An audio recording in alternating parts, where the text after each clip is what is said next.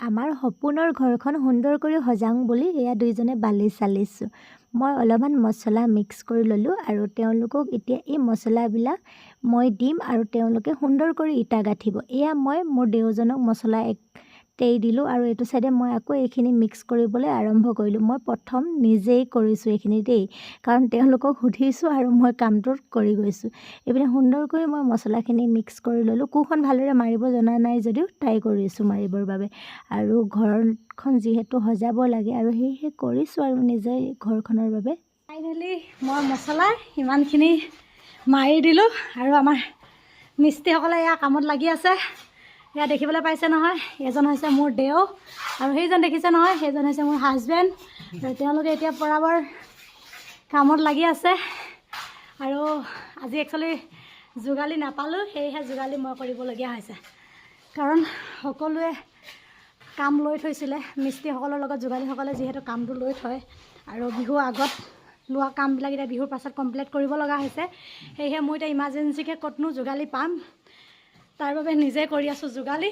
আৰু এইপিনে মাৰি আছোঁ মছলা। হয় জানো মছলাখিনি? মই পানী বেছি হ'ল নিচোন। হয় খাই দে এইপিনে, এই চাহ কথা দি চালেহে গম পাবি।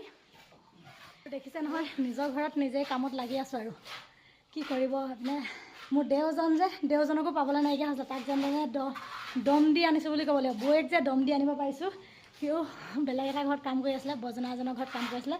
বজনা ঘৰৰ কাম দুদিন বন্ধ কৰাই মোৰ ঘৰত কাম কৰিবলৈ দিছোঁ।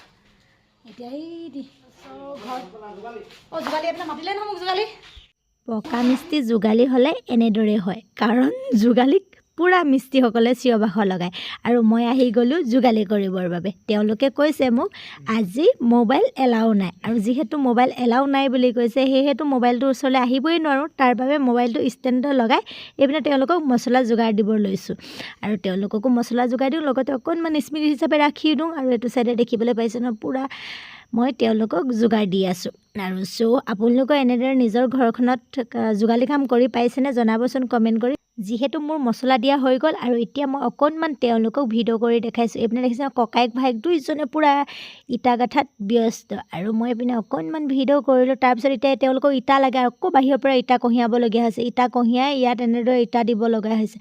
যোগালী নাই পোৱা যদি মই যে যোগালী কৰিছোঁ, কাৰণ কম দিনৰ ভিতৰতে ঘৰটো কমপ্লিট কৰিব লাগে, সেয়েহে মানে মই নিজে কৰিছোঁ। কামৰ মাজতে হঠাৎ চাৰিআলি যাব লগা হ'ল। চাৰিআলি যাবৰ বাবে এইপিনে মই সাজু হৈ আহি গ'লোঁ। আৰু এইপিনে দাদা এজনৰ দেখিবলৈ পাইছে, এজন হৈছে মোৰ বজনা, আৰু তেওঁৰ লগতে মই চাৰিআলিলৈ আহিলোঁ।